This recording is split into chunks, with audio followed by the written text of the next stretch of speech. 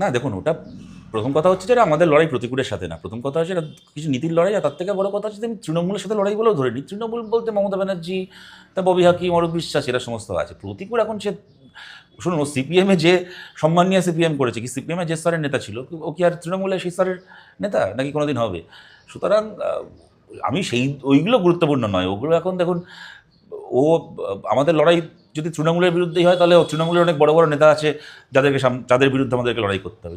প্রতিকূলের সেটা ব্যাপার না। আর তাছাড়া খারাপ তো লাগবেই, দেখুন আজকে আমার কথাগুলো বলতে খারাপ লাগছে, কিন্তু তার বাইরে যদি আপনি বলেন সে তো, দেখুন এটা তো ধর্মযুদ্ধ, একটা নীতি নৈতিকতার যুদ্ধ। এটা যখন সে মহাভারতে যখন অর্জুন অস্ত্র তুলতে চাইছিল না, তখন কৃষ্ণ বলেছিল যে তোমার উল্টো দিকে যখন দেখেছিল আপনজনরা দাঁড়িয়ে আছে, তখন শ্রীকৃষ্ণ অর্জুনকে বলেছিলেন যে এটা কোনো কোনো ব্যক্তির সাথে ব্যক্তির বিরোধ নয়, এটা একটা নীতির লড়াই, নৈতিকতার লড়াই। তো নীতি নৈতিকতার লড়াইয়ে অস্ত্র তুলতে হবে তাকে, যদি সে যদি আমার খুব প্রিয় হয়ে থাকে তার বিরুদ্ধে। অস্ত্র বলতে এক্ষেত্রে মানে রাজনৈতিক যে যুক্তি। যুক্তির অস্ত্র।